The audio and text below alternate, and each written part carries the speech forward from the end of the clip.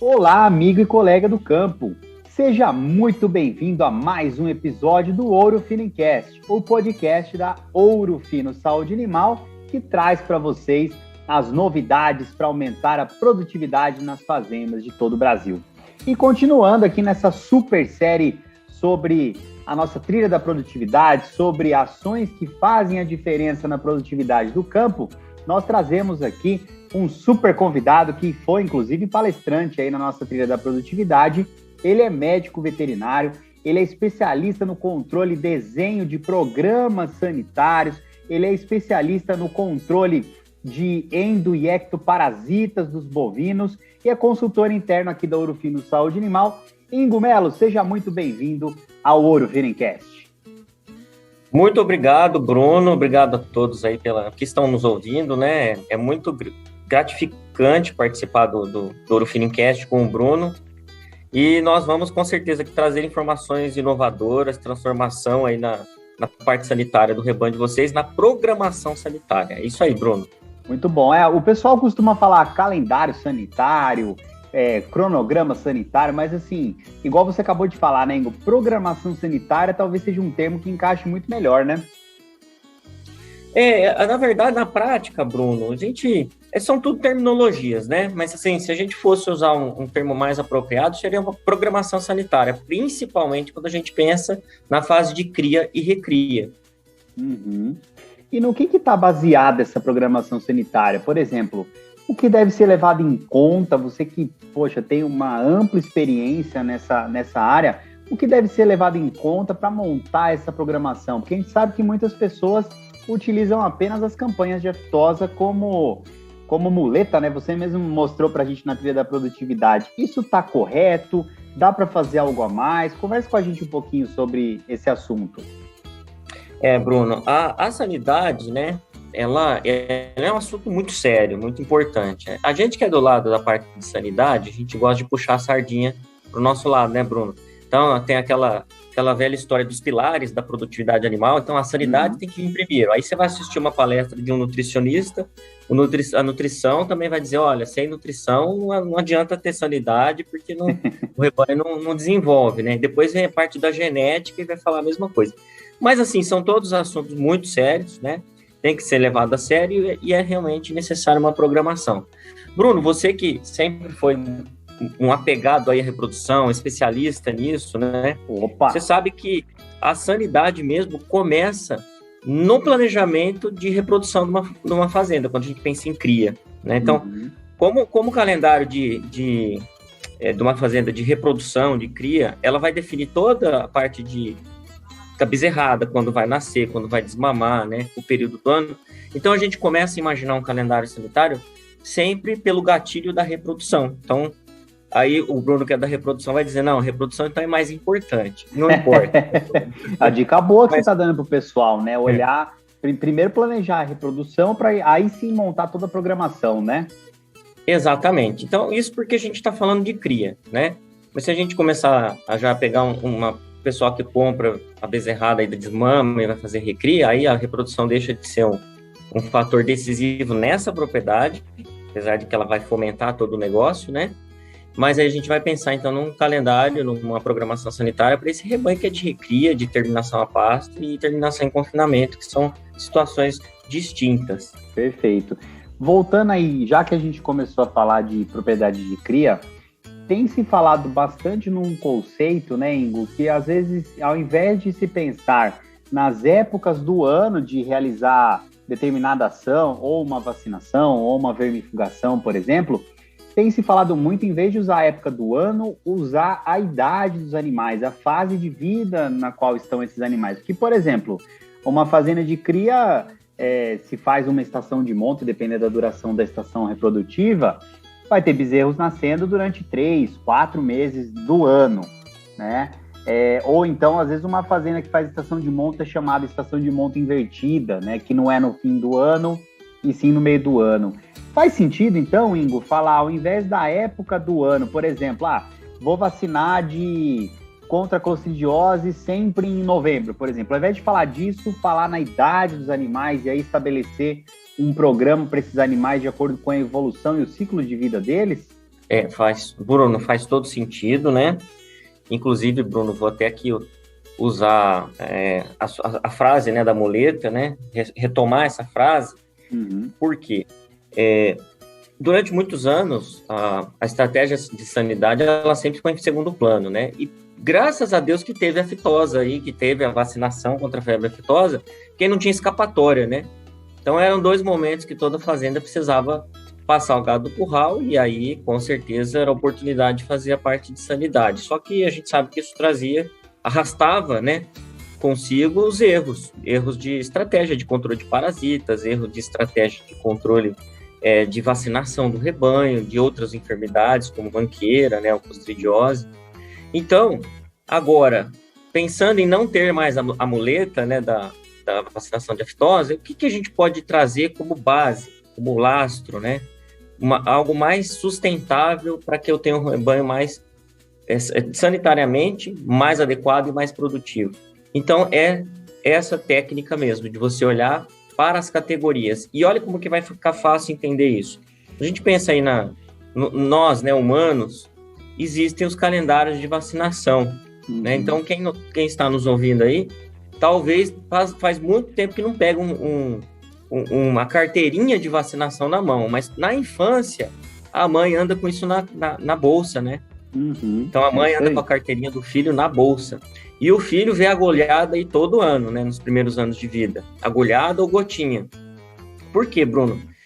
Aí a gente retoma o assunto de programação sanitária. Essa criança ela precisa ser programada para que ela tenha sanidade, para que ela tenha a imunidade bem definida para a fase adulta, né? E durante a fase de jovem, principalmente, onde vai se manifestar boa parte das doenças, né? Então, o calendário sanitário ele é sempre preventivo. E é isso que a gente faz nas crianças e precisa fazer na bezerrada. Perfeito, excelente analogia, Ingo. Então, porque é o cenário que nós estamos observando aí, né? A tendência, aliás, isso é plano do Ministério do Ministério da Agricultura, da Pecuária e Abastecimento, é aumentar as zonas livres de aftosa sem vacinação. Então, pelo menos é o que tem no planejamento, num futuro próximo aí, a gente não ter essa necessidade de vacinar o rebanho 2 vezes por ano contra a aftosa, né, Ingo? E aí que entra realmente essa questão da programação sanitária para não deixar a peteca cair, né? Bruno, é bem isso, né? Então, nós vamos ter a saída da obrigatoriedade da vacina. Já temos em vários estados, né? Rio Grande do Sul, Paraná, Santa Catarina, que foi o pioneiro. A gente já vê isso, então, Rondônia, né? Agora Mato Grosso também já foi declarado aí. Isso vai chegar praticamente na abrangência nacional, né? Faz parte da programação. E aí o gatilho, Bruno, passa a ser as categorias que não têm uma história de imunidade. Quem são essas categorias aí? São os animais mais jovens. Então, a gente acompanhar a parte de controle de parasitas de um animal jovem, desde o seu nascimento até, a gente fala sobre ano, vamos colocar até os de 24 meses, vocês vão notar que a partir do 3º mês de vida até por volta de 18 a 20 meses, esses animais são muito suscetíveis aos parasitas internos. Então, se a gente quer montar um programa sanitário bem estruturado, que tenha solidez e entregue produtividade, as enfermidades que vão acometer essas categorias, começando lá pelas verminoses, eimeriose, né, coccidiose, curso negro, elas vão se perdurar, principalmente as verminoses, até os 18, 20 meses. E aí, exatamente a fase de curva de crescimento, de ganho de peso desses animais, né? Então, Bruno, preocupação por idade, sim, preocupação por categorias. Categorias mais jovens precisam da nossa ajuda para que tenham uma boa prevenção na parte de parasitas. E na parte de imunologia, a mesma história. O bezerro nasce livre de competência imunológica. Ele não tem competência imunológica, recebe, através do colostro, essa competência, que é transitória, né? Então, ele vai receber essa competência até no máximo 3 meses de vida, esse colostro vai ter ajudado ele, e depois ele tem que se virar, Bruno. Ele precisa dar conta do recado, dos desafios ambientais.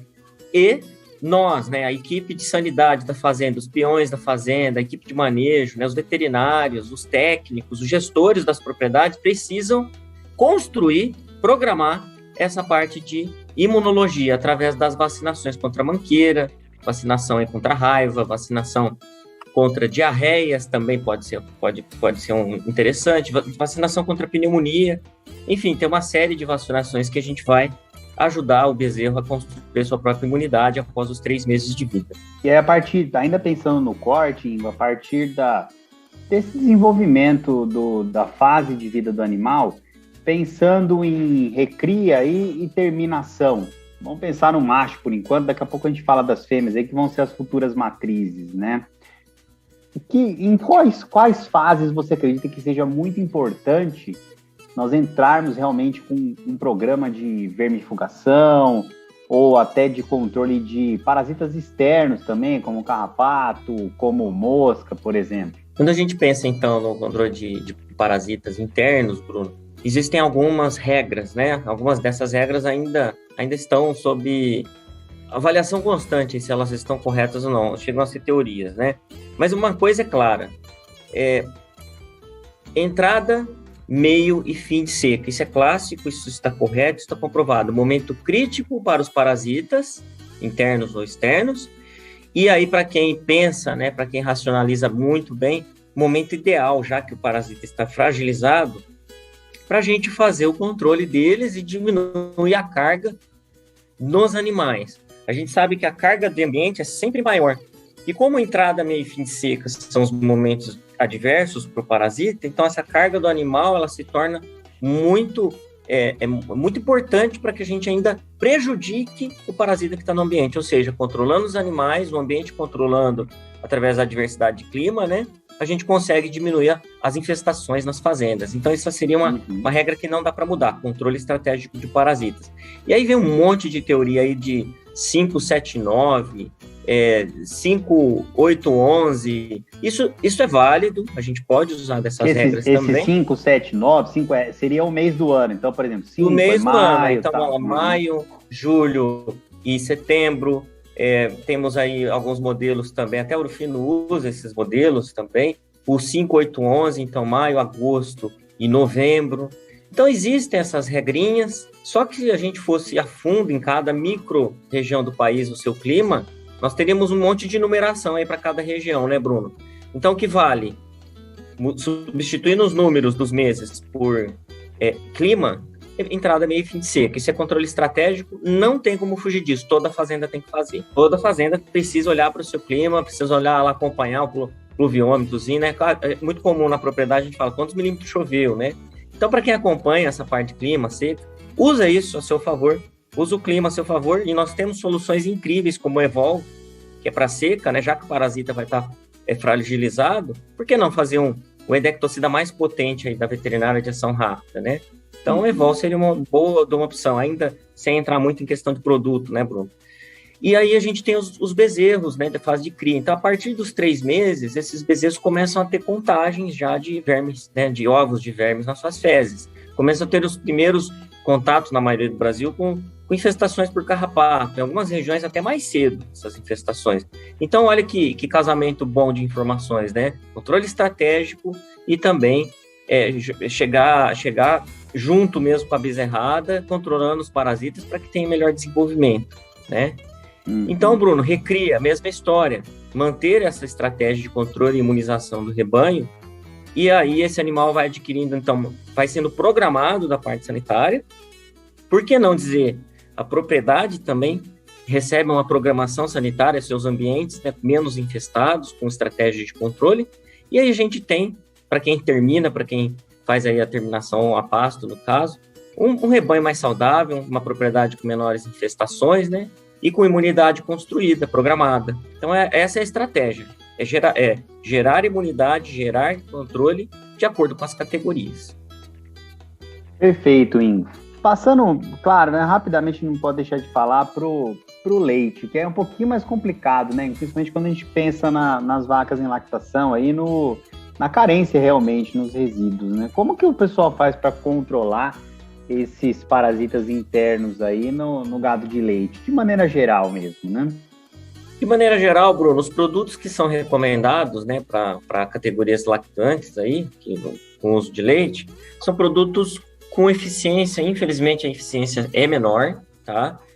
E também a persistência ou residência desses produtos no animal também vai ser menor, por isso daí a carência, né, vai ser menor ou inexistente.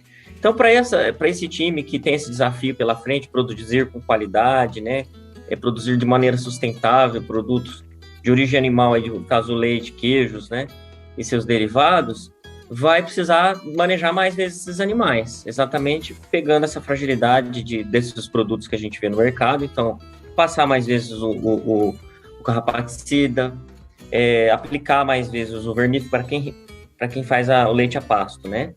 Ou esse tipo de perfil que trabalha o gado de leite em ambiente mais fechado, como composto, ou túnel de vento, né? O freestall mesmo. Esse time aí pode ser mais estratégico e trabalhar somente no momento que esses animais vão estar a pasto antes de entrar no sistema fechado. Então, é possível a utilização de produtos de maior ação, de maior longação, né, e maior potência. E aí, quando ele estiver nesse ambiente controlado, os desafios parasitários também são bem menores. Perfeito. E aí, voltando de novo aqui vamos voltar um pouquinho aqui a atenção de novo para o gado de corte, que tem aquela máxima que tá caindo por terra, né, que é a questão de controlar o ganho médio diário desses animais. Isso, claro, linkado com a programação sanitária desses animais, e está caindo por terra aquela questão de que trazer o gado no curral faz perder peso, né, Ingo? Exatamente, né? Temos aí já vários trabalhos, né? Principalmente fazendas mais tecnificadas que acompanham o desempenho do rebanho, né? No famoso GMD, que é o seu indicador se está tudo indo bem ou se a gente precisa melhorar. Então, muitas propriedades hoje trazem o gado para o curral, tem fazenda com 15 dias, né, trazendo o gado para o curral para avaliar o GMD, tem fazendas com 30 dias, confinamentos que avaliam também, muito estratégico isso. Garantir, né, Bruno? Primeira coisa, bem-estar animal, manejo racional, precisa ser garantido, boas práticas, garantido. Bom, se isso estiver garantido, ótimas oportunidades, então, levar o gado para o curral para avaliar GMD, ótima oportunidade para fazer manejo sanitário, para avaliar rebanho, né? Tratar enfermidades, uma frieira, uma lesão que o animal possa ter, e fazer vermifugação com mais frequência. Então, excelente observação, Bruno. Trazer gado para o curral não perde peso, não quebra o peso do animal, sendo um manejo bem feito, é oportunidade para maior produtividade, e lógico, com soluções Ouro-Fino, isso aí vai vir forte. Muito bom. E você falou em produtividade, falou em soluções Ouro-Fino, não tem como deixar de falar aqui sobre o Master LP, né, Ingo? Tem novidade bacana aí com o produto? Tem coisa nova para contar para gente? Bruno, Master LP sempre tem novidade. Master Evol, a gente está sempre com novidade na ponta da língua, né? Bom, algumas considerações sobre essas novidades. Nós temos aí provas de ganho de peso em andamento em todo o Brasil, né? Então, o produto é um sucesso, né? O produto, um volume de vendas assustador, né? Algo incrível mesmo. Isso reflete um pouco também do sucesso do produto, né, nessa questão de venda, mas principalmente porque ele é eficaz, porque ele protege o rebanho por mais tempo, né? Ele mantém o rebanho limpo. É o produto, Bruno, a novidade está aqui, né? É um produto que entrega a maior quantidade de ivermectina em 120 dias. Nós temos aí no mercado, isso é um trabalho recente aí nosso da Ouro-Fino, esse acompanhamento das curvas plasmáticas, né, um nome estranho aí, mas que mostra a quantidade de produto que é disponibilizada após a vermifugação. Então, o Master LP é o que mantém a maior concentração por maior tempo, quando a gente compara aí com a associação, né, a combinação de vermectina com abamectina, avalia também a concentração 3,15 ou doramectina 3,5. Então, o Master, frente a esses outros produtos, entrega muito mais, Bruno. Perfeito, Ingo. E tem também um outro produto aqui da Ouro-Fino, o Evol, que você até já comentou bastante sobre ele, que realmente pode ser utilizado estrategicamente, né? Deve ser utilizado, tem um resultado muito bacana. Tem novidade para falar sobre ele também, Ingo? Temos também. Todo tempo aí, provas de ganho de peso em todo o Brasil, provas de eficácia em todo o Brasil, já que o Evol é um produto de ação rápida e mais potente no mercado, né? Por que não desafiá-lo? Então, a gente desafia o tempo todo, provando, então, eficácia frente superior, né? frente à moxidectina, eficácia superior frente à ifebendazole, enfim, há vários produtos aí do mercado. E a novidade, Bruno, em relação ao Evol, tem muita gente aí falando também de combinação de associações, né, de endectocidas, então, associação de ivermectina com abamectina, e aí falando que isso traz vantagem. Na verdade, existe um fenômeno, Bruno, que chama reação cruzada, né, resistência cruzada ou resistência lateral. Os parasitas que desenvolvem resistência à ivermectina também, comprovadamente, chamado de resistência lateral, vão desenvolver resistência também à abamectina. Já não acontece isso com o Evol, que é uma associação que não é lateral, né? Então não há possibilidade de resistência lateral. Então, se você quer potência para o seu rebanho, é Evol. Se você quer persistência, proteção, por que não combinado? Faz de Evol e depois vai com o Master LP. Perfeito. Aí o rebanho vai estar seguro e com certeza produtividade também, né, Ingo? E aqui o nosso ouvinte já sabe que conhecimento não ocupa espaço, aí, né, já estamos aqui há praticamente 20 minutos nesse podcast trazendo muito conhecimento. Para a gente já ir se encaminhando para o final do podcast aqui, você teria, Ingo, a nossa dica de ouro aí para passar para os nossos ouvintes, relacionando tudo que a gente conversou aqui, né, em relação aos programas sanitários e que pode fazer diferença na produtividade das fazendas? Você tem essa dica de ouro para passar para a gente? Tenho sim, Bruno. A dica de ouro é caprichar na sua cria, na sua fase de cria até desmama. Caprichar em que sentido? Então, é uma categoria, Bruno, dos 3 meses até por volta dos 300 dias de vida, é uma categoria que merece toda a nossa dedicação na vermifugação. Por exemplo, minha recomendação é caprichar, então, com 4 vermifugações nessa categoria, então 3 até a desmama e depois pelo menos mais uma até os 300 dias, né, de vida, tá? É um animal de sobre-ano aí.